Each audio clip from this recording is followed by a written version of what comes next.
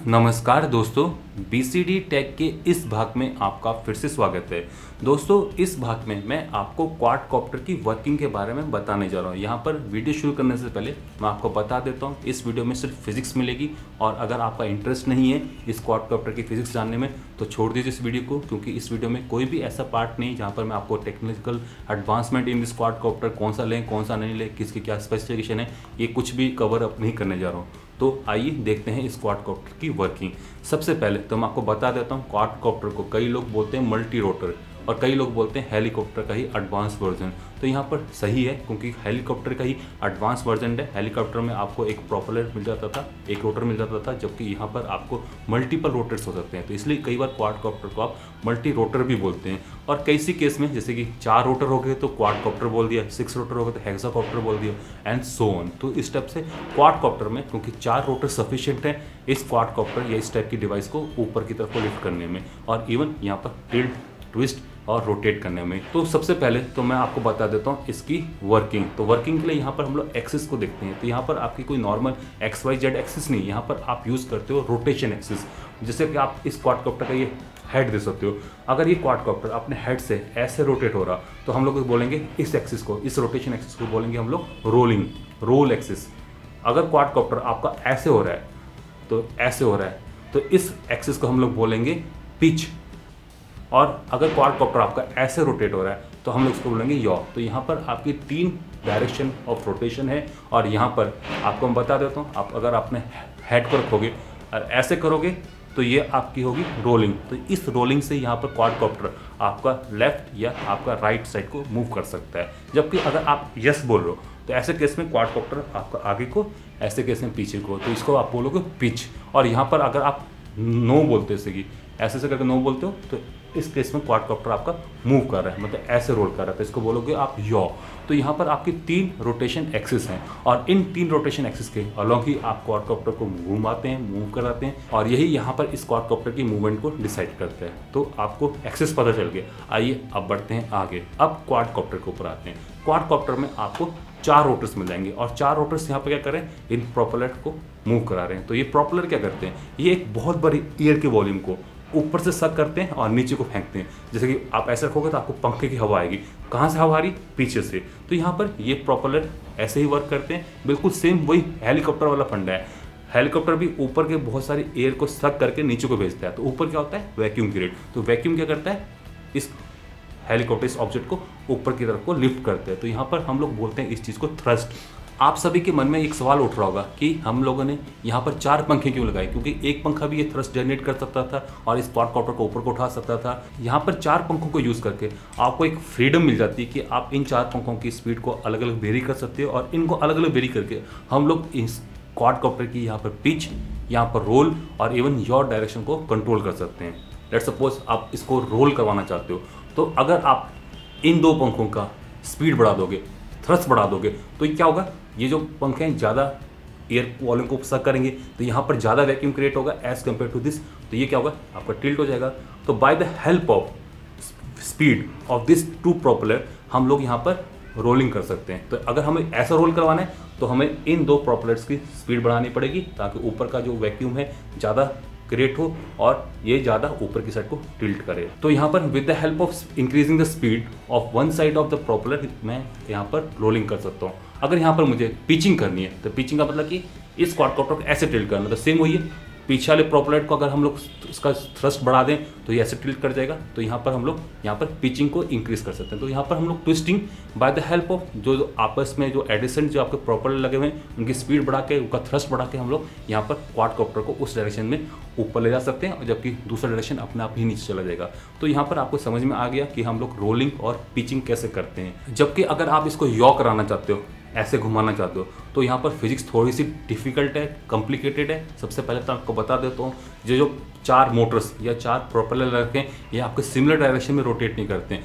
जैसे कि आप ये वाइट वाला देख सकते हो, ये वाइट वाला आपका एंटी क्लॉकवाइज रोटेट करता है, जबकि ये ब्लैक वाले हैं आपके क्लॉकवाइज रोटेट करते हैं। तो यहाँ पर इनको उल्टा पुल्टा क्यों रखा जाता है, मतलब 2 डायगनली आप एक डायरेक्शन में रोटेट करें जबकि दूसरे डायगनली आपके दूसरे डायरेक्शन में रोटेट करें, तो ऐसे क्यों किया जाता है। यहाँ पर मैं आपको समझा देता हूँ।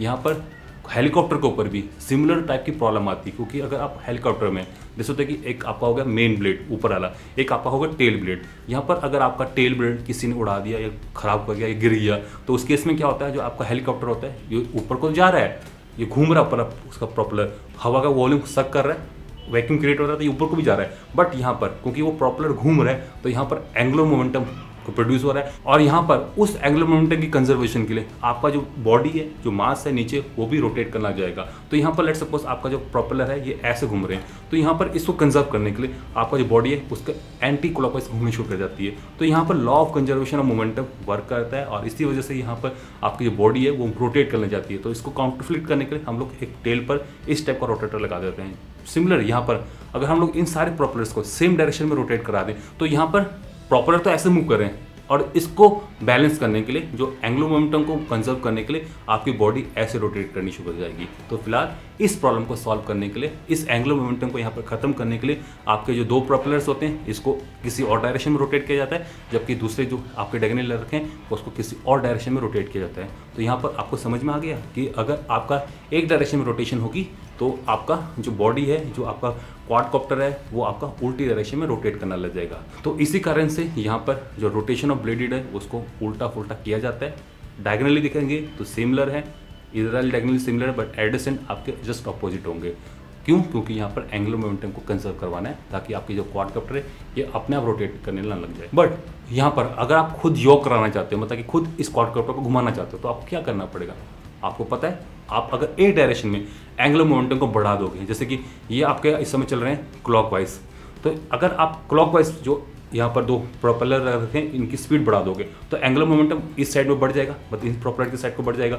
जबकि यहाँ पर जो काउंटर क्लॉकवाइज घूम रहे हैं उनका एंगुलर मोमेंटम कम होगा, तो मतलब बैलेंस नहीं हो पाएगा। तो उस केस में क्या होगा, नेट एंगुलर मोमेंटम इस डायरेक्शन में बन जाएगा, और यहाँ पर उसको काउंटर बैलेंस करने के लिए आपका क्वाडकॉप्टर ऐसे घूमने लग जाएगा। तो यहाँ पर अगर आप योग करवाना चाहते हो तो आप क्या करोगे, डायगोनली जो आपके प्रोपेलर लग रखे हैं उनकी स्पीड बढ़ा दोगे, और आपका जो नीचे वाली बॉडी है डिपेंडिंग अपॉन दैट आपकी उल्टी डायरेक्शन में रोटेट करने लग जाएगी। तो आप सभी को अब पता चल गया कि क्वाडकॉप्टर कैसे आपका यहाँ पर रोटेट करता है और कैसे यहाँ पर टिल्ट एंड ट्विस्ट होता है। आइए आप देख लेते हैं इसके एग्जैक्ट वर्किंग। तो सबसे पहले क्वाडकॉप्टर को लिफ्ट ऑफ करना है। लिफ्ट ऑफ करने के लिए आपको बता दिया, थ्रस्ट ऊपर वाला ज़्यादा होना चाहिए as compare to mg। Thrust ज़्यादा होगा तो ये अपने आप लिफ्ट ऑफ हो जाएगा। होवर कराने के लिए thrust is equal to mg। अगर आप इसको लैंड करवाना चाहते हो, thrust is less than mg। Principle समझ में आ गया? आप बढ़ते हैं आगे। अगर आप इस क्वाडकॉप्टर को चाहते हो कि ये आपका इस डायरेक्शन में, मतलब कि राइट डायरेक्शन में मूव करे, मतलब राइट डायरेक्शन में मूव करे, तो उस केस में आपको क्या करना चाहिए? तो उस केस में आपको क्या करना चाहिए, अगर आप इसको ऐसे मूव कराना चाहते हो तो इस प्रोपेलर, ये दो प्रोपेलर्स हैं, इनकी स्पीड को बढ़ा दोगे तो क्या होगा, यहाँ पर थ्रस्ट ज़्यादा लगेगा तो ये ज़्यादा लिफ्ट होंगे ऊपर की साइड को एज कम्पेयर टू दिस। तो आपके केस में क्या होगा, ये जो क्वाडकॉप्टर है आपका टिल्ट हो जाएगा। तो कैसे टिल्ट हो रहा है इस समय? रोलिंग डायरेक्शन में। तो रोलिंग डायरेक्शन में ऐसे टिल्ट हो जाएगा। तो अब क्या होगा, यहाँ पर जो प्रोपेलर है ये फास्टली मूव कर रहे हैं, ये थोड़ा कम मूव कर रहे हैं, तो यहाँ पर जो वैक्यूम होगा यहाँ पर क्रिएट होगा।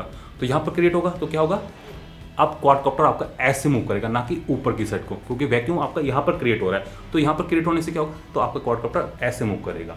जबकि अगर आप इसको ऐसे टिल्ट कर देते हो, इसको टिल्ट करने के लिए क्या करना पड़ेगा, इन दो प्रोपेलर्स की स्पीड को बढ़ाना पड़ेगा। वैक्यूम ज़्यादा क्रिएट होगा तो ये आपका ऐसे मूव करेंगे। तो यहाँ पर आप इस क्वाडकॉप्टर को टिल्ट करके उस डायरेक्शन में मूव करा सकते हो। तो ये तो हो गया आपका रोलिंग डायरेक्शन। अब अगर आप इसको आगे पीछे करना चाहते हो तो आगे पीछे करने के लिए आपको क्या करना पड़ेगा, इन दो जो एडजेसेंट प्रोपेलर है इनकी स्पीड बढ़ाना पड़ेगा। ये अपने आप टिल्ट हो जाएगा, टिल्ट होगा तो ये आपको आगे को बढ़ेगा।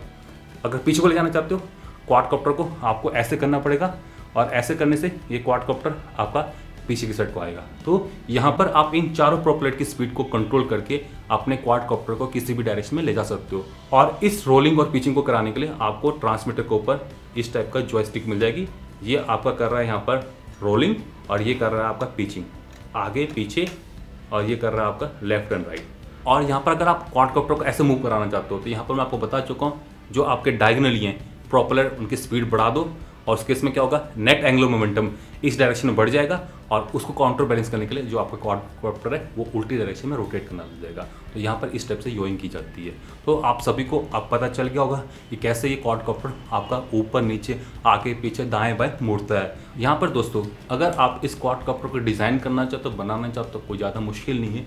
आपको एक फ्रेम लेना है, डायगोनली 2 मोटर्स लगानी है, एक काउंटर क्लॉकवाइज एक क्लॉकवाइज, और यहाँ पर आपको उस मोटर को कंट्रोल करना है। यहाँ पर अगर आप ब्रशलेस मोटर लोगे तो ज़्यादा एफिशिएंट है, कम नॉइस करती हैं, और यहाँ पर आप उसको आराम से कंट्रोल भी कर सकते हो, ज़्यादा पावरफुल भी होती है। तो यहाँ पर ब्रशलेस मोटर आपने चारों साइड में लगा रखी, ये दोनों आपकी क्लॉकवाइज होगी, ये दोनों एंटी क्लॉकवाइज होगी।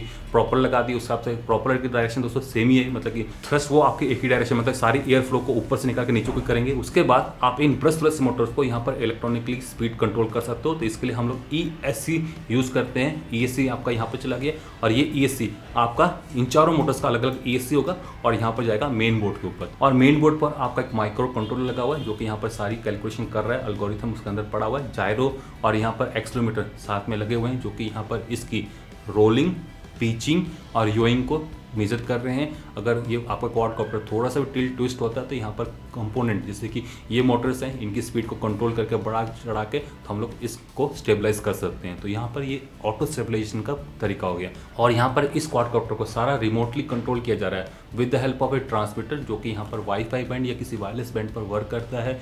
कमांड जाती हैं जो कि यहाँ पर इसको बताते हैं कि कैसे हमें वर्क करना है। एल्गोरिथम पहले से लिखा हुआ है उसके लिए, तो यहाँ पर जो भी आप करना चाहते हो, टिल्ट ट्विस्ट करना चाहते हो, तो उसके हिसाब से एल्गोरिथम रन करते हैं। MC उसको ऐड सब्ट्रैक्ट करके आपको देता है, और उसी कॉरस्पॉन्डिंग यहाँ पर जो रोटर्स हैं, मोटर्स हैं, ये आपकी टिल्ट ट्विस्ट करने के लिए वर्क करती हैं। तो फिलहाल ये है तरीका जिस तरीके से यहाँ पर एक क्वाडकॉप्टर वर्क करता है। तो दोस्तों आप सभी को अब क्वाडकॉप्टर की वर्किंग के बारे में समझ में आ गया होगा। अब जाने से पहले मैं आपको रेगुलेशन बता देता हूँ। इंडिया में क्वाडकॉप्टर को उड़ाना हालांकि पहले इलीगल था, बट अब कुछ लॉस पारित हुए हैं जिसके अंतर्गत जो DG of civil aviation DGCA उन्होंने कुछ यहाँ पर कंडीशन रखी है। अगर आप यहाँ पर 200 फीट से नीचे उड़ाते हो क्वाडकॉप्टर को या किसी भी फ्लाइंग डिवाइस को, तो यहाँ पर आपको लोकल अथॉरिटी से परमिशन लेनी पड़ती है। जबकि अगर आप 200 फीट से ऊपर उड़ाना चाहते हो तो यहाँ पर आपको DGCA से एक परमिशन लेनी पड़ती है, जो कि यहाँ पर लाइसेंस है, और उसके लिए यहाँ पर काफ़ी मेहनत, काफ़ी मशक्कत करनी पड़ती है, क्योंकि इतने आसानी से आपके व्हीकल्स का लाइसेंस नहीं बन पाता है इंडिया में। तो यहाँ पर इस ड्रोन का लाइसेंस लेना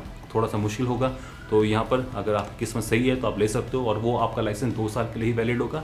पर्टिकुलर एक ड्रोन के लिए ही वैलिड है। यहाँ पर आपको लोकल अथॉरिटी से परमिशन लेनी पड़ती है कि आप कहाँ पर उसको उड़ाना चाहते हो, कोई ऑब्जेक्शन, नो ऑब्जेक्शन सर्टिफिकेट चाहिए उनसे। तो फिलहाल इस टाइप की प्रॉब्लम्स है, लेना चाहो ले सकते हो। बट लॉ एंड ऑर्डर्स की बात करें तो यहाँ पर ड्रोन उड़ाना अभी आसान नहीं है। उड़ा सकते हो इस ड्रोन को अपने एरिया में, बट यहाँ पर अगर आप किसी पब्लिक प्लेस पर उड़ाना चाहते हो, किसी प्राइवेट प्रॉपर्टी पर उड़ाना चाहते हो, तो उस केस में आपको परमिशन लेनी पड़ेगी। तो दोस्तों यह इस क्वाडकॉप्टर की पूरी कहानी आपको समझ में आ गया। ये क्वाडकॉप्टर कैसे वर्क करता है, कैसे इसको डिज़ाइन किया जाता है। अगर आप इसको डिज़ाइन करना चाहते हो कर सकते हो, मैं आपको बता चुका हूँ। कोई ज़्यादा बड़ी फिजिक्स नहीं है, एल्गोरिथम लिखना है, MCU को डिज़ाइन करना है, रोटर ब्रशलेस रोटर्स को यहाँ पर आपको इंस्टॉल करना है। आप आराम से क्वाडकॉप्टर अपने घर पे बना सकते हो। इंडियन रेगुलेशन की बात मैं बता चुका हूँ, परमिशन मिल जाए तो आप इसको आराम से उड़ा सकते हो। तो फिलहाल मुझे लगता है आप सभी को इस क्वाडकॉप्टर के बारे में पता चल गया होगा। कई लोग इसको ड्रोन भी बोलते हैं, ड्रोन भी इसी का नाम है। तो फिलहाल इसी के साथ मैं अब इस वीडियो एपिसोड को यहीं पर समाप्त करने जा रहा हूँ। आशा करता हूँ कि आप सभी को ये ड्रोन की वर्किंग, ये क्वाडकॉप्टर की वर्किंग समझ में आई होगी और पसंद भी आई होगी। अगर इस वीडियो को आप पसंद करते हो तो इस वीडियो को लाइक कर दें, नहीं पसंद आया तो डिसलाइक कर दें। और अगर आपने अभी तक हमारे चैनल को सब्सक्राइब नहीं कर रखा है, लिंक यहाँ पर फ्लैश करोगा, इस पर क्लिक करके आप सब्सक्राइब कर सकते हो, ताकि आप आगे आने वाली इसी टाइप की टेक्निकल वीडियोस, गैजेट्स रिव्यू और मोबाइल फोन रिव्यूज देख पाएं। नमस्कार, जय हिंद, जय भारत, वंदे मातरम।